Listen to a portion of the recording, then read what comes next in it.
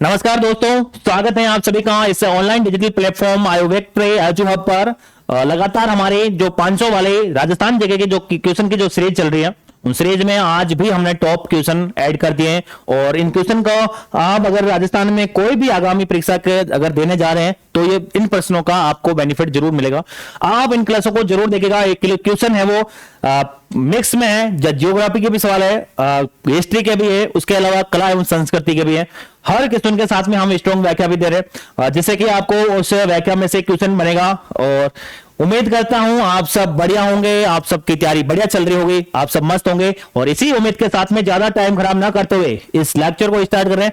ध्यान रखिएगा, अगर आपको इस क्वेश्चन किसी भी स्लाइड, कौन से भी क्वेश्चन आए स्लाइड में, तो अगर उसमें आपको आंसर आता है तो फिर उसका आंसर आप कमेंट में देने की कोशिश जरूर कीजिएगा, जिससे कि आपकी तैयारी को और बहुत बढ़िया या फिर चार चांद लग जाए।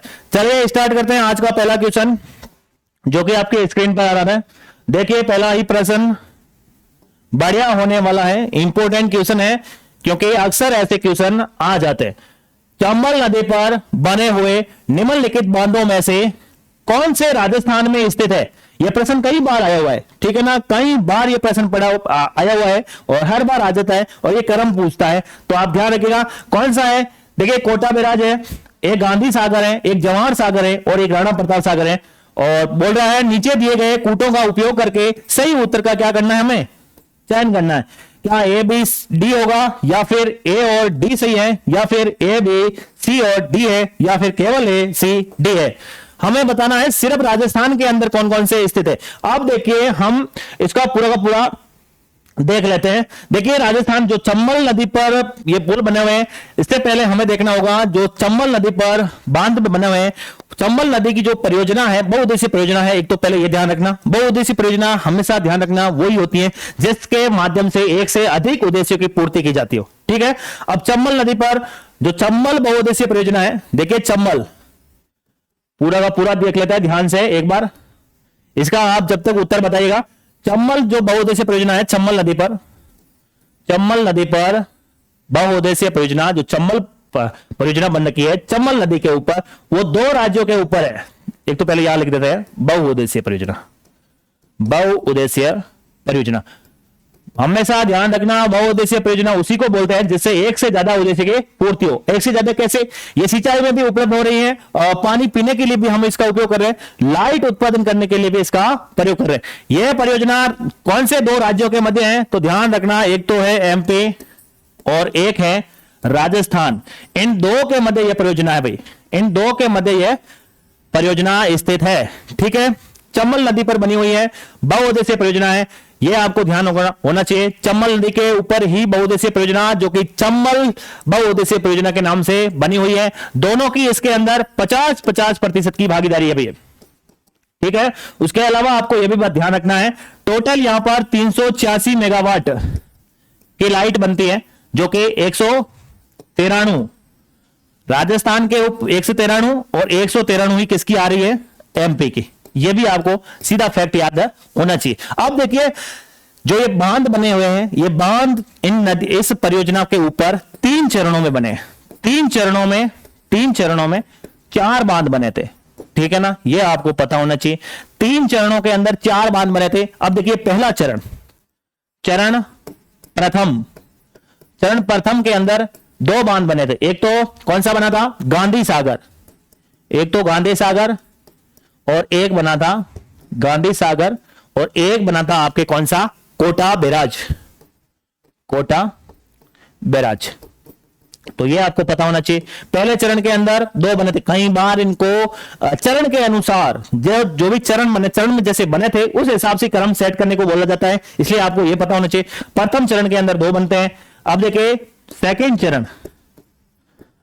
चरण के अंदर कौन सा बनता है? सेकंड चरण के अंदर बनता है राणा प्रताप सागर, ठीक है, राणा प्रताप सागर। और ये कहां पर है? ये बांध आपको ध्यान रखना है चित्तौड़गढ़ के अंदर है, जबकि गांधी सागर गुजरात में है, ये भी ध्यान रखना। सॉरी, गुजरात में नहीं, एमपी के अंदर, मैं गुजरात बोल गया, एमपी के अंदर है गांधी सागर। कोटा बैराज कोटा के अंदर है। राणा प्रताप सागर कहां पर है? चित्तौड़गढ़ के अंदर है। और थर्ड चरण के अंदर कौन सा बनता है? तो आपको पता होगा जवाहर सागर, जिसको कोटा डैम भी बोला जाता है, जवाहर सागर, जवाहर सागर। तो ये तीनों चारों बांध का आपको पता होना चाहिए। पहले चरण के अंदर गांधी सागर कोटा बैराज बना, सेकंड चरण के अंदर राणा प्रताप सागर बना, और थर्ड चरण के अंदर जवाहर सागर बना। अब देखिए, अब ये बांध है ना, अब देखिए ये बांध है, तो देखिए एक तो सबसे पहले इसका क्रम भी ऐसे ही होने वाला है। सबसे ऊपर है वो कौन सा है, जवाहर सागर है, जवाहर सागर, ठीक है। उसके नीचे है यहां पर, यह है कोटा बैराज, ठीक है। उसके नीचे है यहां पर कौन सा, ये कौन सा था, राणा प्रताप सागर। राणा प्रताप सागर बांध वही है जिसके वहां से पानी जाता है कहां पर, रावत भाटा ना, राणा प्रताप सागर, ठीक है। और यहां पर है मध्य प्रदेश के अंदर जो है गांधी सागर, गांधी सागर। अब ध्यान रखना, उत्तर से अगर दक्षिण का क्रम पूछा जाए तो यह क्रम रहने वाला है, अगर यह क्रम रहने वाला है। और अगर चरणों के हिसाब से पूछा जाए पहले चरण के, तो दो ये आएंगे पहले, फिर बाद में ये आने वाले। और अगर पूछा जाएगा सिर्फ राजस्थान के अंदर ही है, तो ध्यान रखना ये गांधी सागर है वो मध्य प्रदेश के अंदर है, ठीक है।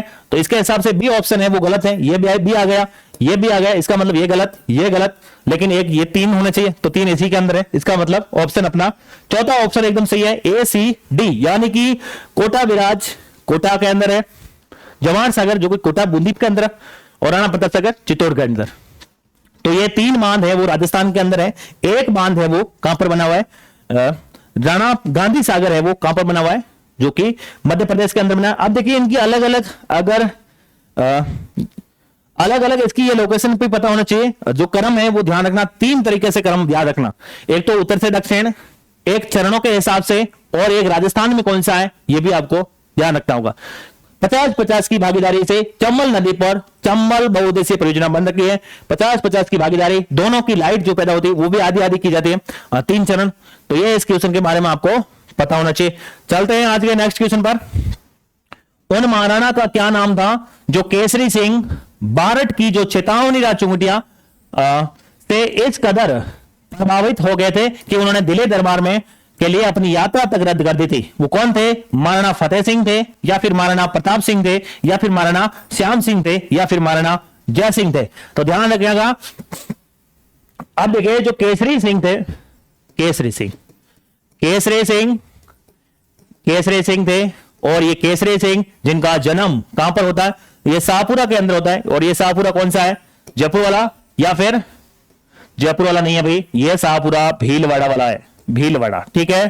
शाहपुरा भीलवाड़ा वाला है, जो यहाँ पर रामसनी संप्रदाय की सबसे प्रमुख पीठ भी मानी जाती है, जो कि रामचरण जी द्वारा ना, तो वो वाला है शाहपुरा, यहां पर इनका जन्म होता है।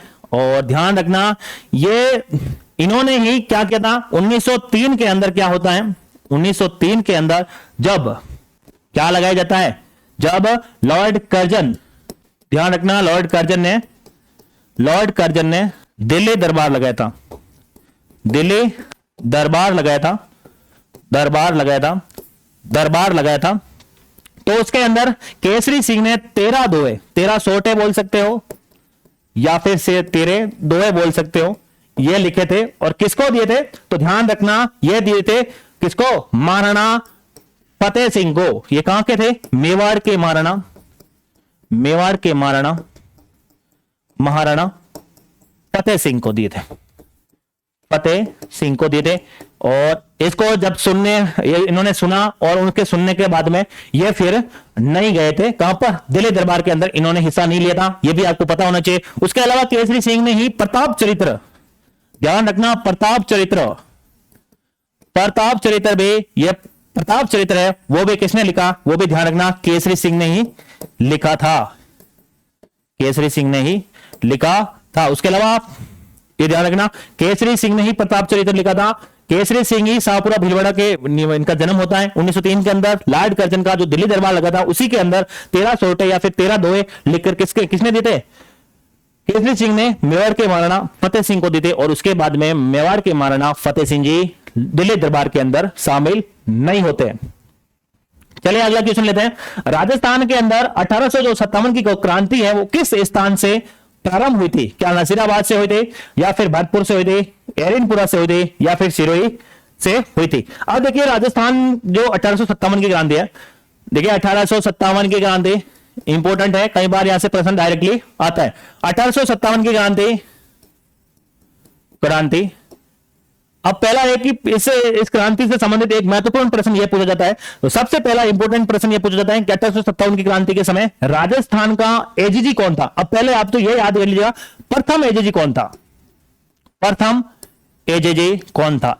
Agent to governor general, agent to governor general कौन था, तो पहला तो था मिस्टर लोकेट कह सकते हो, या हाँ मिस्टर लोकेट कह सकते हो, मिस्टर लोकेट। तो पहला तो मिस्टर लोकेट था, लेकिन 1857 की क्रांति के समय कौन था, 1857 की क्रांति के समय कौन था, तो जॉर्ज पैट्रिक लॉरेंस। नाम ध्यान रखिएगा, यहां से यह प्रश्न कई बार डायरेक्ट भी पूछा गया है। अब देखिए राजस्थान के अंदर जो छावनियां थी वो कितनी थी, राजस्थान के अंदर 1857 की क्रांति के समय छावनियां की संख्या कितनी थी, छावनियां कितनी थी, तो 6 छावनियां थी। कौन कौन सी, एक तो थी आपके नसीराबाद, उसके अलावा नीमच जो कि अभी कहां पर है, मध्य प्रदेश में, देवली जो कि टोंक में, एक थी ब्यावर और एक थी खेरवाड़ा और एक थी एरिनपुरा। तो देखिए नसीराबाद, नीमच, देवली, ब्यावर और खेरवाड़ा और एरिनपुरा, ये 6 छावनियां थी। जबकि राजस्थान के अंदर क्रांति का सबसे पहले शुरुआत नसीराबाद से होता है और नसीराबाद से ये स्टार्ट होती है और ये स्टार्ट होती है 27 मई 1857 को। 27 मई 1857 को इस क्रांति की शुरुआत होती है और यह क्रांति, इस क्रांति में 27 मई 1857 को स्टार्ट होती है और इसके अंदर जो भाग लेता वो 15वीं बंगाल, ध्यान रखना ये इसका बार बार प्रश्न पूछा जा रहा है, बंगाल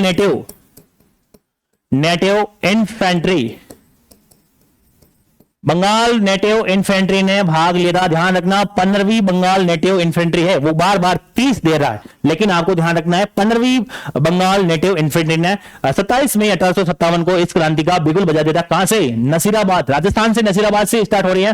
और इसके अंदर सबसे इंपॉर्टेंट यहां पर एक तो यहां पर न्यूबरी और एक आपको ध्यान रखना होगा स्पोर्टिसवुड,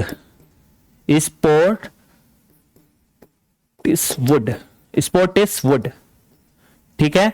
और ये 2 अधिकारी, अंग्रेज अधिकारी हैं जिनकी क्या हो गई थी, मृत्यु हो गई थी। इसके अंदर क्रांतिकारियों ने इनको मौत के घाट उतार दिया था। और एक अधिकारी और था जो कि पेनी था, जो इसमें क्या हो गया था, हृदय घात हो गया भाई, हृदय घात मतलब हार्ट अटैक आ गया था इसको, हृदय घात हुआ था। 2 अधिकारी और हैं, एक तो लोक, यहां पर लिख देते हैं, कहां पर लिखे, 2 अधिकारी और हैं, एक तो लोक और एक है लोक और एक हार्डी। इन दोनों को क्या हो गया था, ये घायल हुए थे। तो ध्यान रखना न्यूबरी स्पोर्टिसवुड की मृत्यु हो गई थी। कहां पर, जब नसीराबाद से क्रांति स्टार्ट हुई, क्रांतिकारियों ने इन दोनों अंग्रेज अधिकारी को मौत के घाट उतार दिया। फिर पेनी, इसको हार्ट अटैक आ चुका था, 2 अधिकारी और घायल हुए।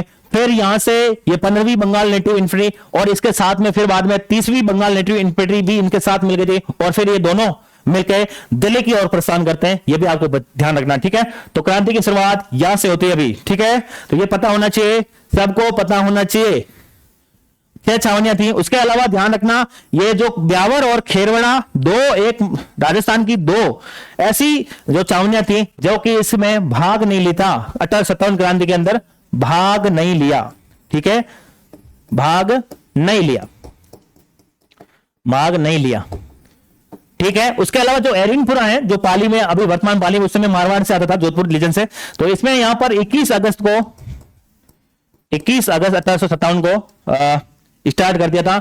21 अगस्त 1857 को इन्होंने सिरोही के अंदर माउंट आबू में इन्होंने हॉल के वहां आकर या फिर हॉल के वहां क्या कर दिया था, अटैक कर दिया था, ठीक है ना। तो ये भी आपको ध्यान रखना, पूर्विया सैनिक थे यहां पर, एरिनपुरा में। और चलो दिल्ली मारो फिरंगी का नारा भी एरिनपुरा छावनी से ही संबंधित है, तो ये आपको पता होना चाहिए, ठीक है ना। 1857 का आंदे प्रथम एजेजी मिस्टर लोकेट, ठीक है ना। और 1857 जॉर्ज पैट्रिक लॉरेंस, 6 छावनियां, खेरतल खेरवाड़ा ब्यावर दोनों ने भाग नहीं लिया। और 27 मई 1857 15वीं Bengal native infantry Newbury Spottiswoode की मृत्यु हृदय घात पैनिक होता है, लॉक और हार्डी दोनों घायल होते हैं। उसके अलावा ये चलो दिल्ली मारो फिरंगी वाला नारा एरिनपुरा छावनी से संबंधित था, तो ये भी आपको पता होना चाहिए। चले आगे, राजस्थान के अंदर 56 का मैदान किस नदी के बेसिन में स्थित है, तो आपको बताना होगा ये किस बेसिन में स्थित है। क्या ये लूनी है, क्या माई नदी है, या फिर चंबल नदी है, या फिर बनास नदी है। अब देखिए राजस्थान के अंदर एक नदी है जिसका देखिए कौन सा है, 56 का मैदान। इस नदी को क्या कहा जाता है, इस नदी को एक तो कहा जाता है वांगड़ की गंगा, वांगड़ की गंगा। आप बताइए जब तक इस क्वेश्चन का आंसर, वांगड़ की गंगा एक तो इसे कहा जाता है, और इसे ही कहा जाता है आदिवासियों की गंगा, ठीक है। इसे ही कहा जाता है कांठल की गंगा, कांठल की गंगा। इसे ही कहा जाता है दक्षिणी राजस्थान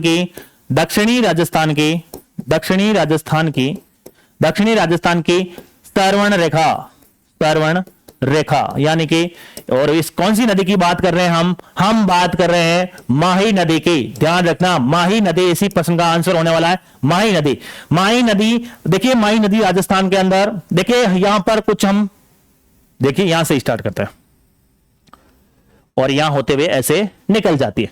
यहां से माही नदी स्टार्ट होती है, ठीक है। और ये कौन सा स्थान हो जाएगा, महंद झील, जो कहां से स्टार्ट होता है, मध्य प्रदेश से, ठीक है। मध्य प्रदेश से यह नदी स्टार्ट होती है और ये जाके गिरती है कहां पर, खंबात की खाड़ी में यह नदी गिर जाती है भैया। ध्यान रखना, खंबात की खाड़ी में गिरती है, कच्छ की खाड़ी में नहीं गिरती। अब देखिए जब ये राजस्थान के अंदर प्रवेश करती है तो ये बांसवाड़ा के अंदर प्रवेश करती है, और ये प्रवेश स्थान है यहां पर, और कौन सा है, खांदू गांव, जो कि कहां पर है, बांसवाड़ा में है भैया, ठीक है।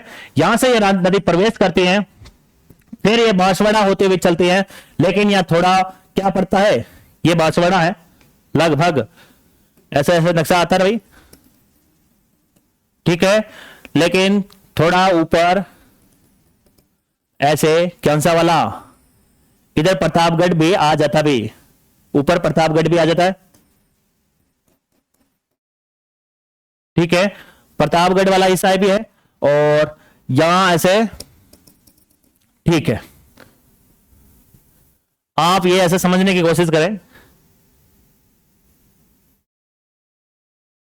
ये ऐसे ही मैंने बॉर्डर बना दिया है, आप ऐसे ही समझने की कोशिश करें। ये देखिए ये प्रतापगढ़ है यहां पर, और प्रतापगढ़ से 2 नदियां इसके अंदर आके मिलती हैं। एक तो खादू गांव यहां से प्रवेश कर देती है बांसवाड़ा के, और ये बांसवाड़ा मैंने सी में यहां बना दी, 1 मिनट रुकिए। ये राजस्थान के अंदर प्रवेश करती है जो खांदू गांव है, ठीक है।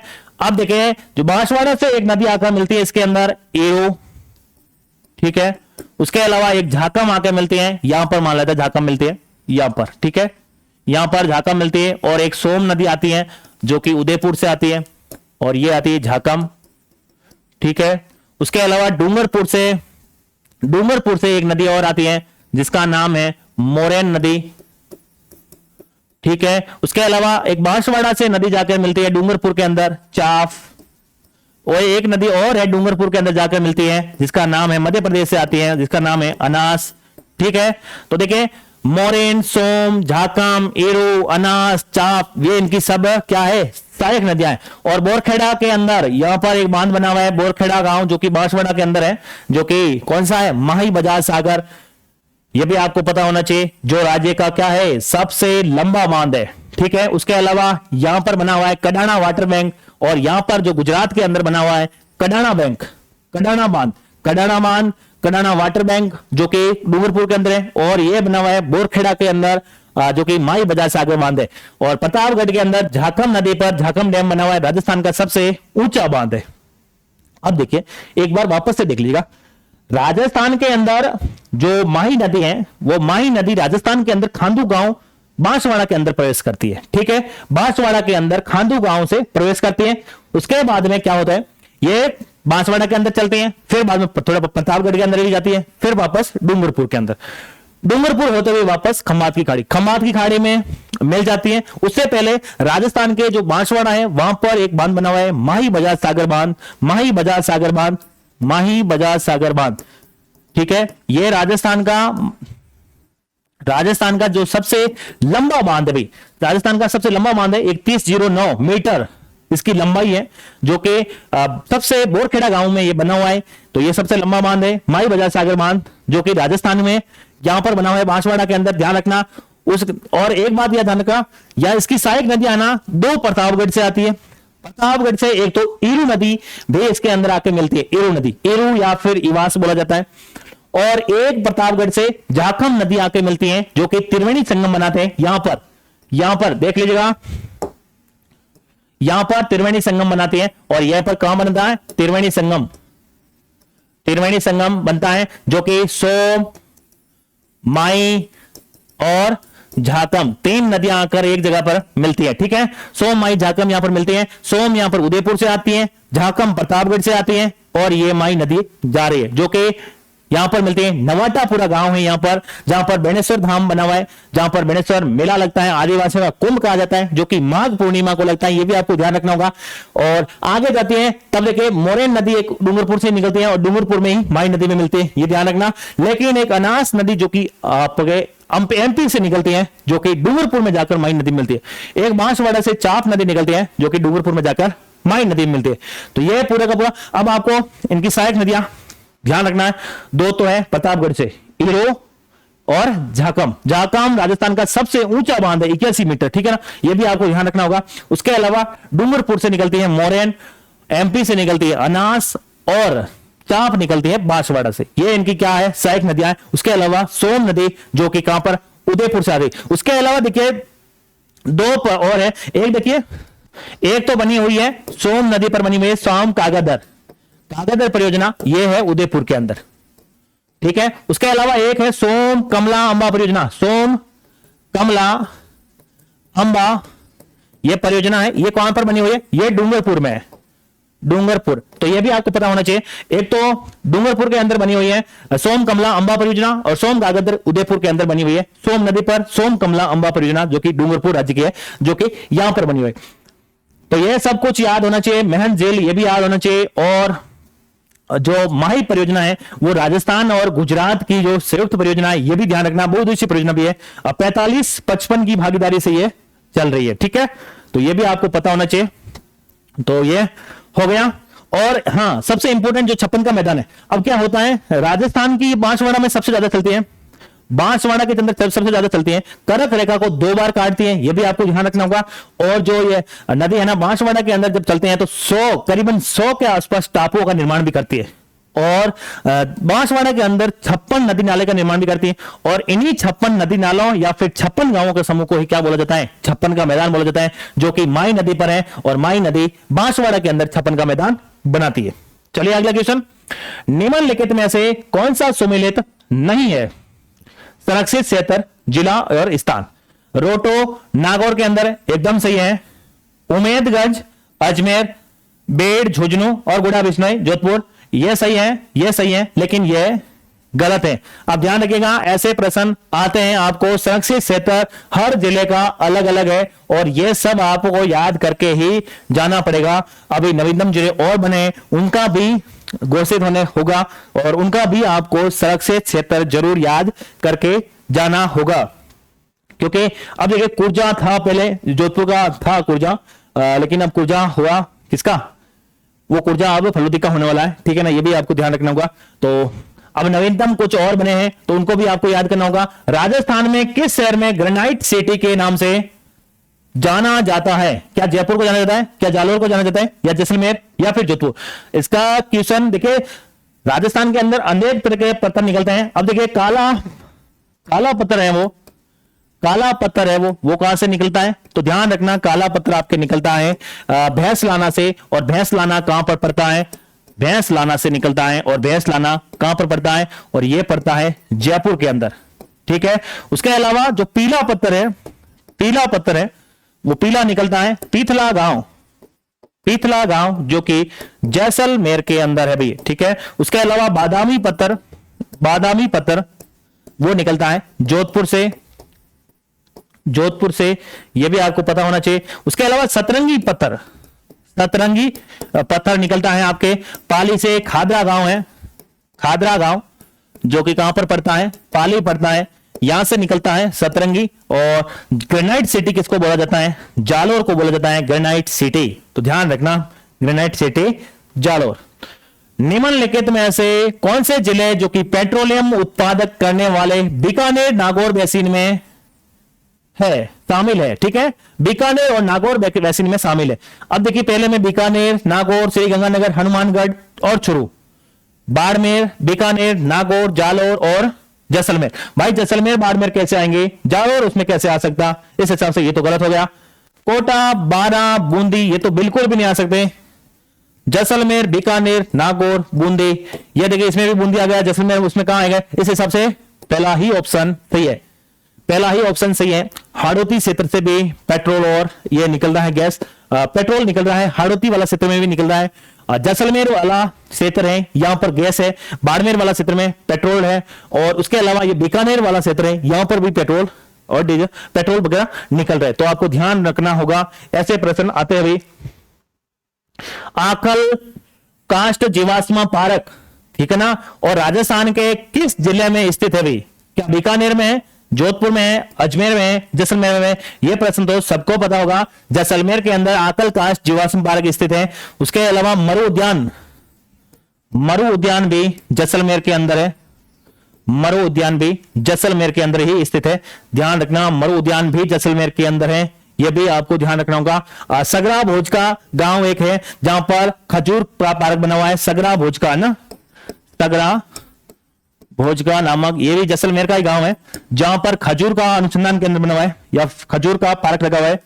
खजूर का यहां पर एक बड़ा बनाया गया है, खजूर का उद्यान है यहां पर, या खजूर का अनुसंधान केंद्र बोल सकते हो, या फिर खजूर का पार्क बोल सकते हो, ठीक है, खजूर का बाग बोल सकते हो। चलिए आज का ये क्वेश्चन, संतरों के उत्पादन के कारण किस जिले को राजस्थान का छोटा नागपुर कहा जाता है, तो ये तो सबको पता होगा, क्या झालावाड़ है, या फिर कोटा है, या फिर बारा है, या फिर बूंदी है, तो ये झालावाड़ को क्या कहा जाता है, छोटा नागपुर कहा जाता है भाई, यह आपको पता होना चाहिए।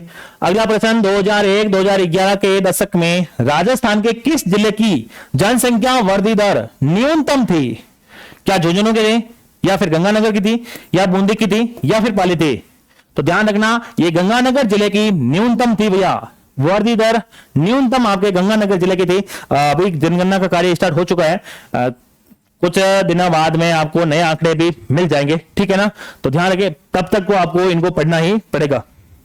तो ये प्रश्न थे आज के, ये प्रश्न थे भैया, कैसे लगे आपको प्रश्न, ये सेशन आपको कैसा लगा, आप जरूर एक कमेंट करके जरूर बताइएगा। और मिलते हैं एक नेक्स्ट वीडियो के अंदर ऐसे ही बढ़िया टॉप क्वेश्चन के साथ में। आप अपनी तैयारी को मजबूत बनाते रहिएगा, लगातार तैयारी करते रहिएगा, मेहनत करते रहिएगा, और लगातार हम जो क्लास से लेके आ रहे हैं उनका भी आप फायदा जरूर उठाएगा और देख लीजिएगा। उसके अलावा क्लास देखने के बाद में आप हमें जरूर बताएगा रिप्लाई करके कि आपको ये क्लास कैसी लगी, एक कमेंट जरूर कीजिएगा ना। तो मिलते हैं नेक्स्ट वीडियो के अंदर, तब तक के लिए आपका बहुत बहुत धन्यवाद क्लास पूरी देखने के लिए, ठीक है भैया।